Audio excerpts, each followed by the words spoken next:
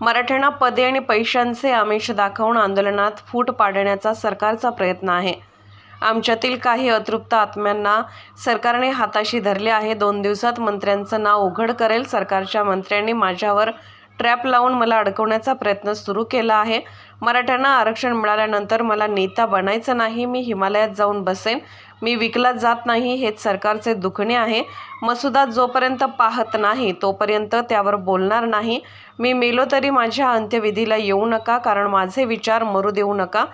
कायद्याच्या चौकटीतून हटवून त्याची चौकशी करा। नाव न घेता भुजबळ यांच्यावर टीका। राज्यातले सत्ताधारी विरोधकही आमच्या आरक्षणाच्या विरोधात। मराठ्यांच्या नादाला लागू नका, अन्यथा मराठे तुमचा सुपडा साफ करून टाकतील। त्यांना पण तुमच्या 10 रुपये त्यांना दिल्यामुळं किंवा एखादा अर्ध पद दिल्यामुळं माझ्या समाजाचं वाटोळं करू नका। आणि त्यांनाही सांगतो, तुमच्या लेकराचं चांगलं होईल, तुमची बायको, तुमचे आई वडील, तुमचे भाऊ सुखी राहतील त्या जीवा, पण गोरगरिबांच्या मराठ्यांच्या करोडाच्या पोरांचं नरड दाबायचं काम तुम्ही नका करू। तुम्हाला समाज कधीच माफ नाही करणार, कधीच। मी जाहीर सांगतो, मला नेता बी नाही बनायचं। 70 वर्षात मराठा समाजाला हे मिळायला लागले, लेकरं खुश आहे सध्या घराघरातले मराठी आरक्षण मिळणार आहे म्हणून। मला नेता नाही बनायचं, काहीच नाही। आरक्षण मिळाल्यानंतर मी एखाद्या डोंगरात राहायला जातो किंवा मी एखाद्या हिमालयात जातो, मला नाही राहायचं। पण तुम्ही आडवं पडू नका, ही माझी कळकळीची विनंती त्यांना। नसता मराठी तुम्हाला नाही माफ करणार। आता त्यांचं ऐकून तुम्ही जर मराठ्यांचं वाटोळं करायला निघालात आणि षडयंत्र सरकार बरोबर आणि विरोधी पक्षाबरोबर तुम्ही जर सामील झालात, रात्री सुद्धा बैठक झाली सरकारची, त्यातल्या सगळ्या बातम्या मला खात्रीलाही कळाल्या। सरकारने असा ट्रॅप लावलाय की यांना मुंबईत येऊ द्यायचं, यांच्यावर लक्ष नाही द्यायचं, म्हणजे अवमानकारक वागणूक मराठ्यांना द्यायची। बाळा हो, देशाचं जगाचं लक्ष त्या आंदोलनावर राहणार आहे, तुम्ही काय लक्ष देणार नाहीत? मराठी एवढे लेचे पेचे नाहीत, त्यांच्या मनगटात एवढी ताकद आहे, ते शांततेत बसणार आहेत। पण आरक्षण येताना घेऊन येणार आहेत, तुम्हाला लक्ष सुद्धा द्यावं लागणार आहे। तुमच्यातले काही जणांचा, तिथल्याच मंत्र्यांचा या आरक्षणाला किती विरोध आहे आणि रॅली यायला किती विरोध आहे हेही आम्हाला कळाले। मंत्र्यांचे नाव फक्त खात्रीला कळायचे राहिलेत रात्रीतल्या बैठकीत, आम्हाला कळालेत। आम्हाला त्यांचेच काही मंत्री, काही आमदार सांगतात काय काय चाललंय, काही त्यांचे सरकारी अधिकारी सुद्धा आम्हाला सांगतात काय काय चाललंय, कारण त्यांच्या सुद्धा लेकराचं एक दिवस कल्याण होणार आहे, त्यांना माहिती। मराठा समाजाला माझी विनंती, मी भेट नाही, मी मरायला भेट नाही। यांनी गोळ्या जरी घातल्या ना, यांना जर मराठ्यांच्या कत्तली करायच्या असल्या तर करू द्या पुऱ्या मराठी। परंतु काल चर्चा झाली, जे सरकारनं 4 शब्द घेतले होते त्यावर चर्चा झाली। सगळे सोयरे शब्द सुद्धा घेतला पाहिजे यावर सुद्धा चर्चा का झाली। त्या चर्चेचा बिले कटाळा आलाय आम्हाला। नुसते 7 महिने झाले चर्चेत, काम धामाचे काही करीनात आणि काही व्हायना। नुसते ते येतात, गोड बोलत येतात, निघून जातात, टाइमपास करून जातात। इथं मराठा समाजात वाटोळं व्हायला लागलं। त्या चर्चा किती दिवस करायच्या?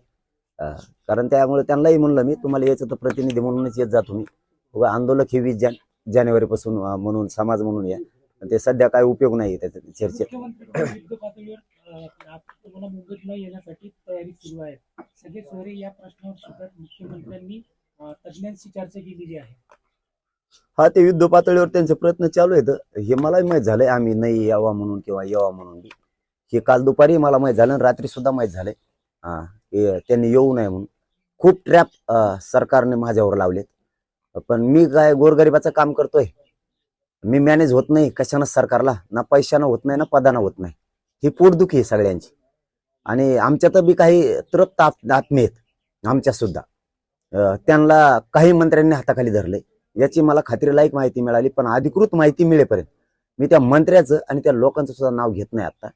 पण माझं असं म्हणणं आहे, गोरगरिबाचं वाटोळं होईल असं ते जे तृप्त आहेत आमच्यातले, की जे समाजाच्या जीवावरती मोठे झाले, समाजाच्या जीवावर त्यांना पद, दुकानदाऱ्या ज्यांच्या बंद पाडल्यात, त्यांनी समाजाचं वाटोळं करण्यासाठी ही योग्य वेळ नाहीये।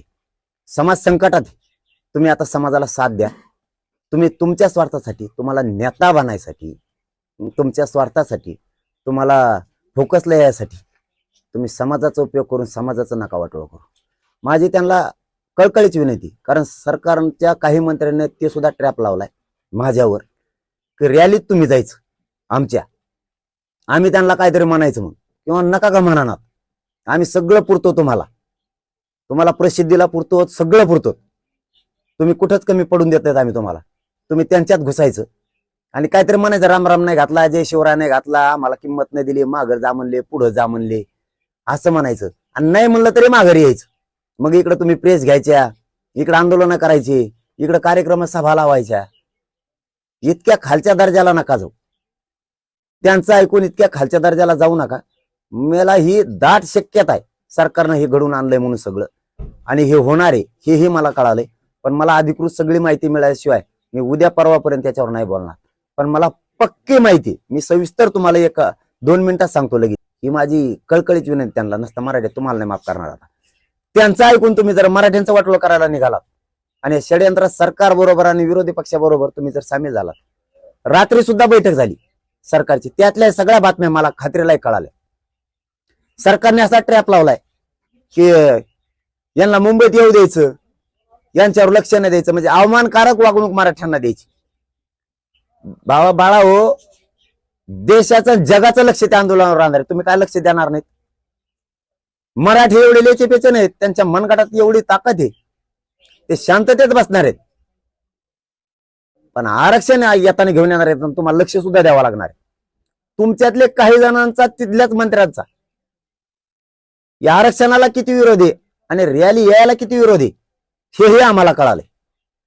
मंत्र्यांचे नाव फक्त खात्रीलायक कळायचे राहिलेत रात्रीतल्या बैठकीत, आम्हाला कळालेत. आम्हाला त्यांचेच काही मंत्री, काही आमदार सांगतात काय काय चाललंय, काही त्यांचे सरकारी अधिकारी सुद्धा आम्हाला सांगतात काय काय चाललंय. कारण त्यांच्या सुद्धा लेकराचं एक दिवस कल्याण होणार आहे, त्यांना माहिती. मराठा समाजाला माझी विनंती, मी भेट नाही, मी मरायला भेट नाही. यांनी गोळ्या जरी घातल्या ना, यांना जर मराठ्यांच्या कत्तली करायच्या असल्या तर करू द्या, पुऱ्या मराठ्यांच्या कत्तली करावं लागतात. आणि असं जगाच्या पाठीवर सरकारच असू शकत नाही. मागणी करणाऱ्या एका समाजाला मारून टाकायची सरकारवर वेळ आली, असं सरकारच असू शकत नाही. आणि तसं जर सरकार असेल त्यांनी घरी बसावं, पण हे पातक पुन्हा डोक्यावर त्यांनी घेऊ नये. एकदा अंतर्वालीत प्रयोग केला तुम्ही, दुसऱ्यांदा करू नका. मराठा समाजाला जाहीर सांगतो, यांनी छातीवर गोळ्या घातल्या तरी मनोज जरांगे मरायला तयारी, फक्त माझा विचार मरू देऊ नका आणि मराठ्यांची एकजूट फुटू देऊ नका. हे आंदोलन शांततेत असंच सुरू ठेवा, मी मेलो तरी पण हे आंदोलन थांबवू नका. मराठ्यांच्या लेकराच्या पदरात आरक्षण दिल्याशिवाय मी हटत नाही.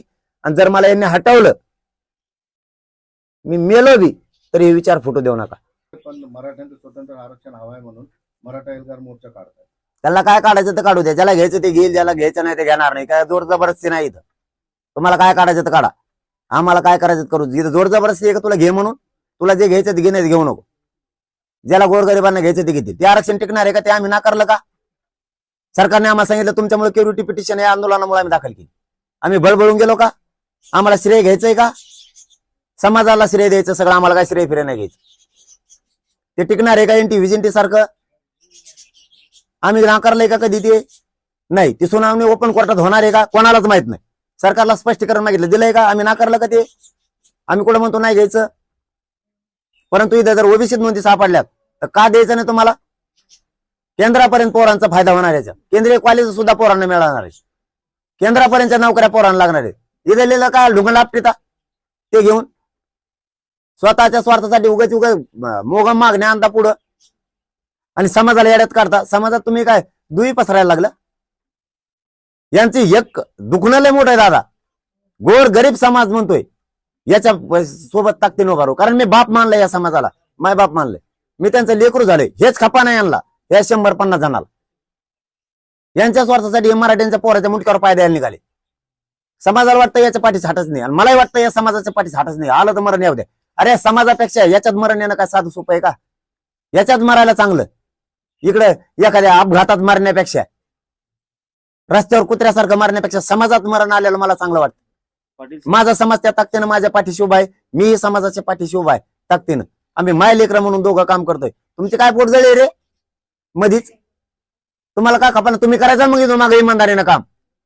कम नाही केलं तुम्हाला कोणी अडवलं का? आम्हीच तुमच्या पाठीशी उभा होतो. या महाराष्ट्रातल्या हे 50-50-100 जण जे आता सरकारनं मॅनेज करून उठविलेत, हे जे या ट्रॅप मध्ये मला गुतवायसाठी उभा केलेत, सरकारने 3-4 प्रयोग सुरू केलेत. यांची ही टोळी बनविली, यांना पुरी ताकद पुरवायची ठरवली आणि ह्या ट्रॅप मध्ये मला अडचणीत आणायचं म्हणजे समाज हाणून पडल, समाजाचं पुन्हा वाटळ होईल. दुसरं यांना पैशा पाण्यानं पदानं मॅनेज करायचं अशी दाट शक्यता आहे. दुसरं यांनी बिना तारीचे संदेश पाठवले. काय चौकशा करता रे? कोणते ट्रॅक्टर आणि कोणत्या गाड्या आणि कोणत्या मराठी येणार आहेत तिथं मोजे मुंबईत आल्यावर 3 कोटी मराठीला कमी पडले तर मग बोल. आता तर रागाने मराठी ताकदीने येणार आहेत. आता तर मराठी घरी राहत नाहीत. आता तर जास्त येणार. हे ट्रॅप रचिता तुम्ही या 4था ट्रॅप रचला मुंबईत आल्यावर यांच्यावर ध्यान द्यायचं नाही. अवमानकारक वागणूक द्यायची, लक्ष द्यायचं नाही मराठ्याकडं. अरे जगाचं लक्ष तुमकडे, तू कोणत्या दुनियात राहतो?